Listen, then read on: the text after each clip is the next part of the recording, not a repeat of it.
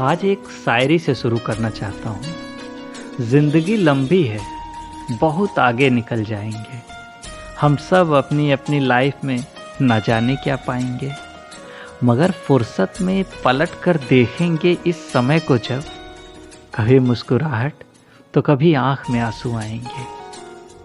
अब गज़ल सुनिएगा। जब पहली बार हम आए थे यहाँ, न कोई अपना था न किसी को जानते थे। चारों तरफ बस अनजान से चेहरे थे, हम किसी को भी न पहचानते थे। कुछ दिन बीते जैसे तैसे, फिर दोस्त भी मिल गए मुझे मेरे जैसे। कुछ दिन हम सबके चेहरे पर बस घबराहट थी, फिर ऐसे घुल मिल गए कि सबके होठों पे मुस्कुराहट थी।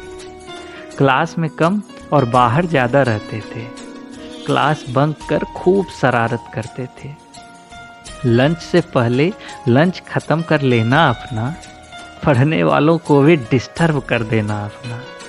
चलती क्लास में अलग अलग आवाज़ निकालते जो थे हम, कुछ गड़बड़ हो तो पहला शक जिस पे होता था वो थे हम। जब कुछ बात होते जो मन को उलझा देते थे, तो ये दोस्त गाली देकर सब समझा देते थे। मगर ये जिम्मेदारियों का बोझ जाने कब सर पे आ गया, और वो बेफिक्री से घूमना यहीं कहीं पीछे ही रह गया। अब हमारा भी बैल की तरह ज़िंदगी के कोल्हू में नधने का समय है। सुबह से शाम तक ऑफिस और फिर घर में बंधने का समय है। वीकेंड आते आते हमारा मन तो जैसे मर जाता है।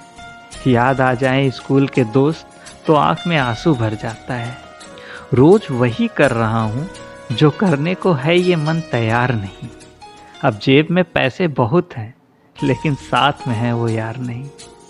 दिल चाहता है सारे दोस्त मिलें और मैं फिर अपने उस स्कूल जाऊँ, फिर वहीं कैंटीन में बैठूं और वहाँ किया उधार चुकाऊं। मगर शायद अब हम फिर कभी उस तरह से खिल ना पाएंगे।